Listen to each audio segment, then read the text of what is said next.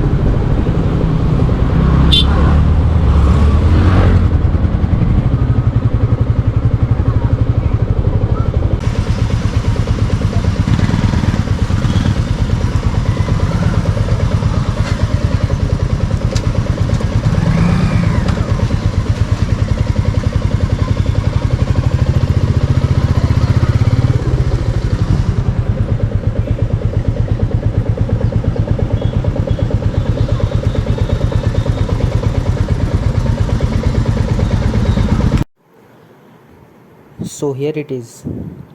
Finally we have reached the Kalanai Dam. After passing through the beautiful scenic views along the roads, we have finally reached here. So now we'll do some sightseeing. So along with the sightseeing, I will give you some brief history points about the Kalanai Dam. So Kalanai is also known as the Grand Anicut. It is an ancient dam built across the Kaveri river flowing from Trichy to Tanjavur district. The dam is actually located in Tanjavur. The dam was originally constructed during the reign of Chola king Karikalan during 100 BC to 100 AD.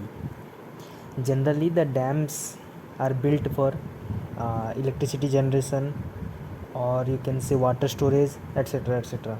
But the main idea behind the construction of Kalanai Dam was to divert the water to the delta districts for boosting the irrigation. So King Karikalan, for building this Kalanai Dam, used a very simple method. We can understand it with the help of an example.